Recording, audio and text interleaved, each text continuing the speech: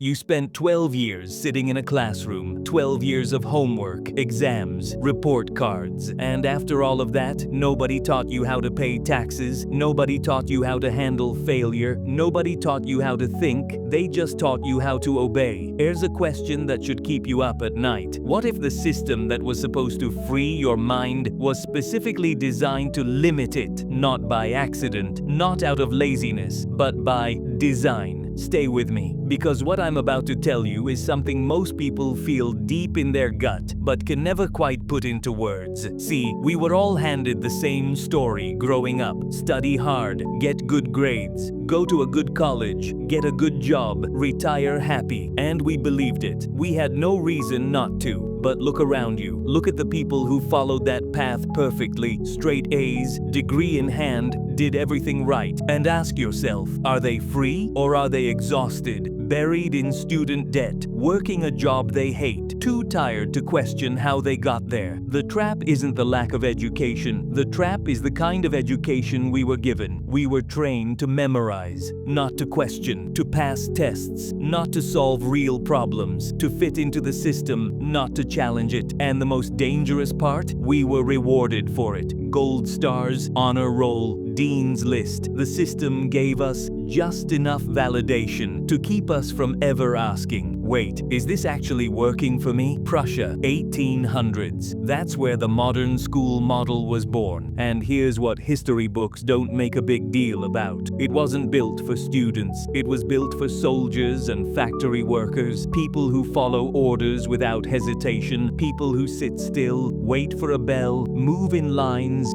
do what they're told. Sound familiar? The structure was never dismantled. It was just dressed up with better furniture and called education. Think about it. You were punished for talking to your neighbor. That's called cheating. But in every real job you'll ever have, working together is called collaboration. You were punished for using resources during a test. That's called cheating. But in real life, knowing where to find answers is called being resourceful. They didn't teach you how to think. They taught you what to think. And a person who can't think for themselves, they're not a citizen. They're a consumer, a cog, a number. That's not an accident. That's the whole point. Now, I'm not here to tell you to drop out. I'm not here to bash every teacher you ever had. Some of them were the best people in your life. You know that. But there's a difference between teachers and the system they're trapped inside. The real education, the one that actually changes your life, happens the moment you decide to become curious instead of compliant. It happens when you read books nobody assigned you, when you ask questions that make people uncomfortable, when you fail at something and choose to understand why instead of just moving on. The people who are genuinely winning in this world, not just collecting paychecks, but actually building lives they chose. They didn't just go through the system. They studied the system. They learned its rules, and then they quietly broke them. That's the move. That's always been the move. The hidden trap of the education system isn't that it failed you. It's that it worked exactly as intended. The question is, now that you know that, what are you going to do differently? Think about it. If this made you stop and think even for a second, that's the version of education they never wanted you to have. This is HistoryX. We don't just tell you what happened, we tell you why it still matters right now. Hit subscribe, because the next video, it's going to make you question something else you've believed your whole life. The truth has always been there. Most people just weren't looking.